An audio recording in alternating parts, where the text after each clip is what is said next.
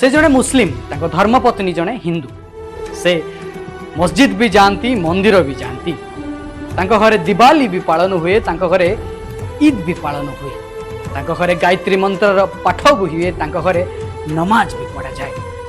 मेरी बीवी जो है हिंदू है, मैं मुसलमान हूँ और मेरे जो बच्चे हैं वो हिंदुस्तान है। क्या बात। और ठीक एपरी भाव में सारा हिंदुस्तान को रिप्रेजेंट करती शाहरुख खान से प्रत्येक भारतीय हृदय आज भी बादशाह फिल्म देखुवे जवान चारिड़े आगे गोटे स्वर जवान जवान जवान। एक कहानी आगे खाली गोटे कहानी नहीं, एक कहानी आम देशवासी गली गलीर कथार छाप से फिल्म माध्यम देखा जाए जहाँकि प्रत्येक भारतीय देखा दरकार। लेट कहीं भिडियो शेयर कर प्रत्येक भारतीय पाखक पहुंचातु।